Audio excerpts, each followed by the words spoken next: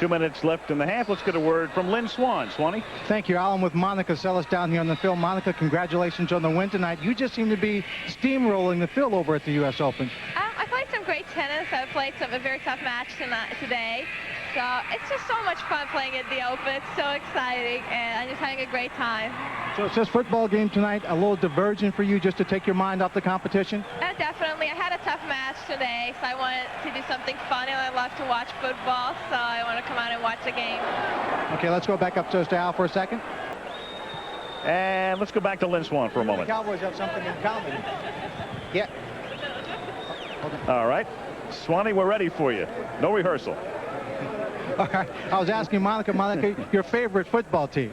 Well, as a person living in very close to Tampa, I support a lot of the Tampa Bay Buccaneers because they're my hometown.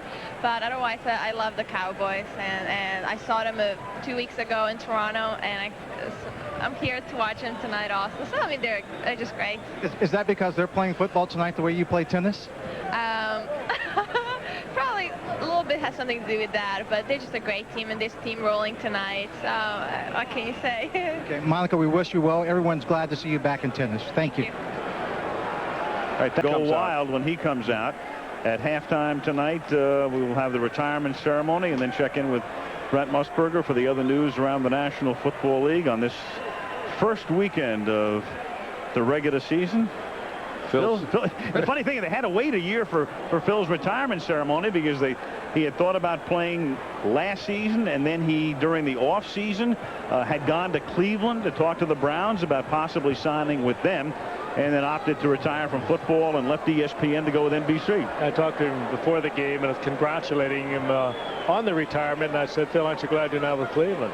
Because he seems happy in broadcasting. He really seems to enjoy it, and kind of a whimsical look came into his eye. And he's an old warhorse, one of the greats ever to play this game. He had the good years and the bad years and the ups and downs, and he always gave it 100%. And you see now Kevin Smith is getting the golf cart treatment, and we'll try and get a report on him. Again, without speculating, if the Kevin Smith injury is the type of injury as the Mara family gets ready to honor Phil along with the Sims family. The Toyota Halftime Report, brought to you by Toyota and their full line of quality cars and trucks. Toyota, I love what you do for me. From our New York studios, your host, Brent Musburger. You know, even before the injury suffered by Kevin Smith, the Dallas Cowboys were heavy favorites to sign Deion Sanders. Now it'll cost Jerry Jones a few more bucks. The Pittsburgh Steelers, desperate for a defensive back tonight. Peter King of Sports Illustrated traveled to that city today on the NFL beat to find out about the injuries that decimated the Steelers yesterday. Brent, the news is worse than expected in Pittsburgh. The Steelers have lost their great corner, Rod Woodson, almost certainly for the year. He told me today he's going to have a patella tendon transplanted to replace the torn right ACL from yesterday's game against Detroit. But worse, quarterback Neil O'Donnell, thought only to be out maybe 2 weeks after breaking his pinky yesterday, will be out at least 3 now, maybe longer, because he had to have a plate and screws attached in his right hand today. But Brent, back to Woodson's injury. It's sure to ignite the furor over artificial turf around the NFL. Now 2 stars in 3 weeks, Rod Woodson and Kajana Carter, have been lost for the year due to injuries suffered on artificial turf. Well, they might also want to consider outlawing moves like Barry Sanders put on Woodson. And just to balance this story out, Michael Dean Perry last night, playing on grass in Denver for the Broncos, suffered a knee injury, surgery tomorrow, out 3 to 12 weeks. Meanwhile, did you see the excitement at Indianapolis on the part of the Bengals? I mean, Dave Shula acted like he just won the Super Bowl. We spoke with the Bengals coach.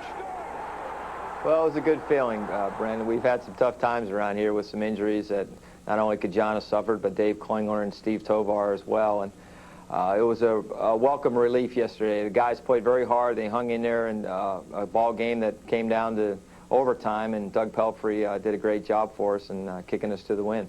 Dave, major injuries suffered by the Pittsburgh Steelers. What does that do to the AF Central Division race now? Well, that's up to the Pittsburgh Steelers. You know, we've had to face it, and there'll be certainly a lot of other teams that have to go through it as we go through this 1995 schedule in the NFL. It's just a fact of life, and they're a fine football team, and I know that Bill Cowher will work hard to get his guys ready to play, and the ones that now have an opportunity to step in will be expected to do the job, just as we've expected guys in that same situation here in Cincinnati to do the job. All right, Dave, we've got the schedule right here. Jacksonville's coming to Cincinnati. You go out to Seattle. Then it's Houston. I got you 4-0 with a fellow by the name of Don Shula coming into Cincinnati. What about that? Well, we're looking at Jacksonville. That's all I know about right now. All you coaches are all alike. Coach said one thing before the interview. He said, don't call me David. It's Dave. He goes 5-0. We'll call him Mr. Shula. Coming up next, the retirement of number 11 at the Meadowlands on ABC. Quarterback is drafted in the first round. So when the New York Giants chose Phil Simms from Kentucky's Morehead State in 1979, the mandate was to lead the team to its first Super Bowl. The early years were filled with promise, but injuries to Simms and generally mediocre personnel kept the Giants at arm's length from a title. Then in 1986, in his 8th season, Phil Simms guided his club to the NFC Championship. And in Super Bowl 21 against Denver, he was near perfect. On the brightest stage, Simms played his greatest game, completing 22 of 25 passes and winning the MVP award as the Giants mauled at Denver. 4 years later, he blazed a regular season trail that would lead the Giants to another Super Bowl win, a triumph over Buffalo. He'd be forced to watch from the sidelines on crutches. By then, though, he'd become the people's choice because of his skills and heart. No quarterback consistently absorbed more punishment, and his resilience was what the Giants fans admired most. Tough guys should come to work with a 3-day growth, mood dark and brooding, mud-caked hands and a raspy voice. Phil Simms showed up every week with a Mountain Dew sparkle and a Kentucky lilt and craftsman's hands running through white blonde locks. Phil Simms gave tough a different look, and that's why his number 11 will be retired now. The PA announcer is Jim Hall.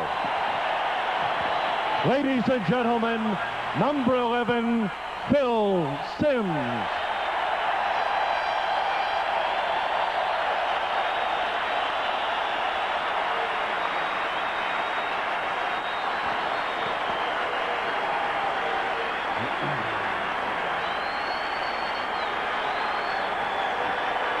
Ladies and gentlemen, please direct your attention to the 50-yard line where Giants President Wellington Mara will make a special presentation. Phil, before I ask you to put number 11 on one more time in Giant Stadium, I want to tell you that the Giants plan to have our own Giant Football Hall of Fame someday soon here in our home stadium. It goes without saying that you will be one of the very first inductees into that Hall of Fame.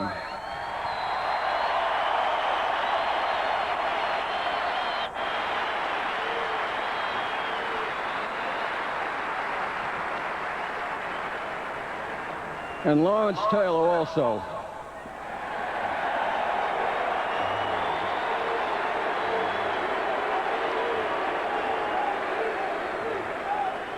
I think you both know that you're already in my own personal Hall of Fame.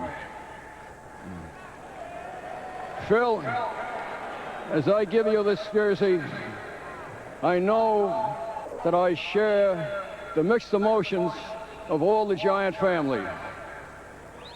There are regrets and there is sorrow that this is the last time. But there is also gratitude and all-abiding pride that you did wear our colors. You wore them so long. You wore them so well. And your wearing brought such honor to us.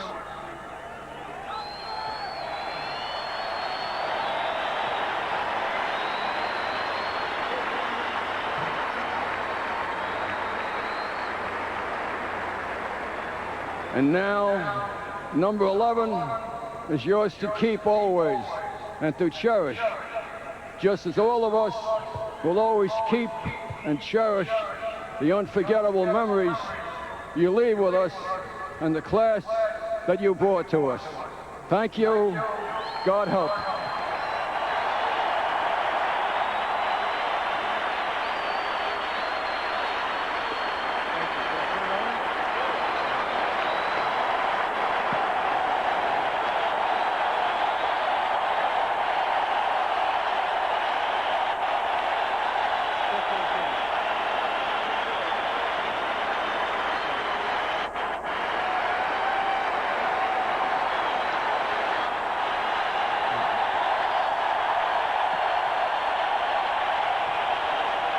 Thank you. Let me start out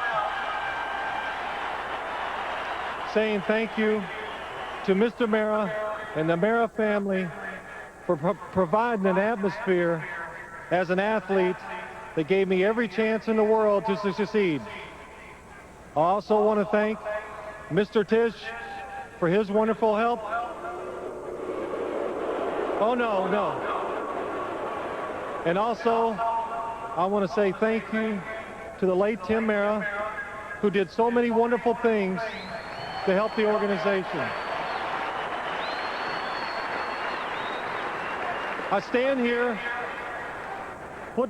because of football, the greatest team sport in the world. I stand here because of a great team effort.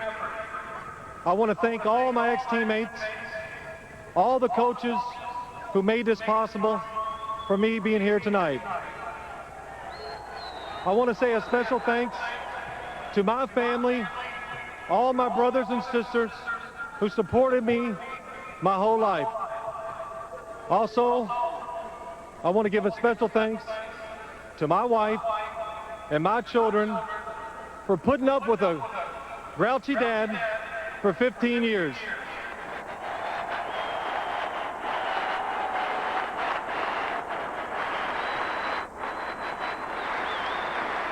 Before I go, I want to give a special thanks to one person, well, two people.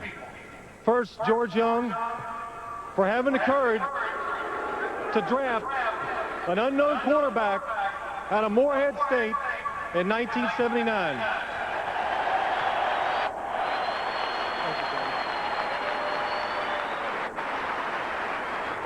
But I want to give a special thanks to a coach of mine, Bill Parcells,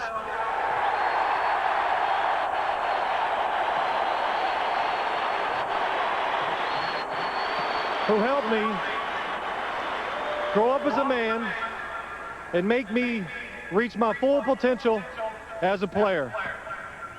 I had two wishes when the Giants,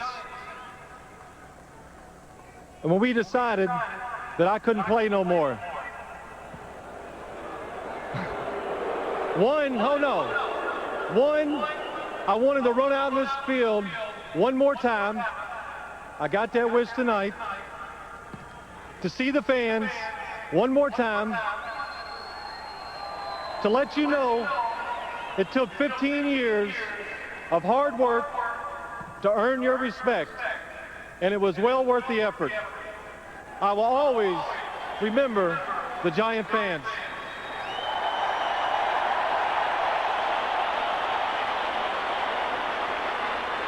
And lastly,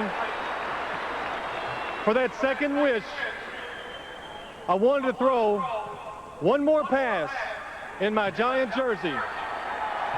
So, who better to catch that pass than the greatest Giant player of all, Lawrence Taylor.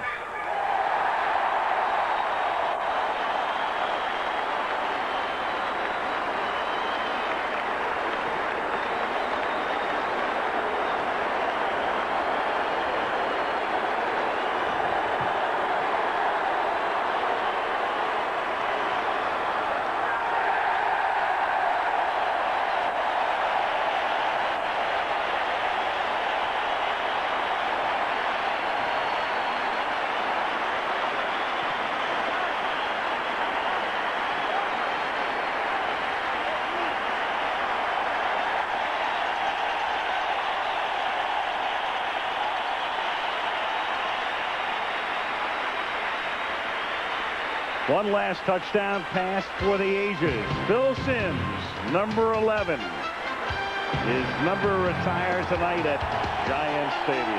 Back for the second half.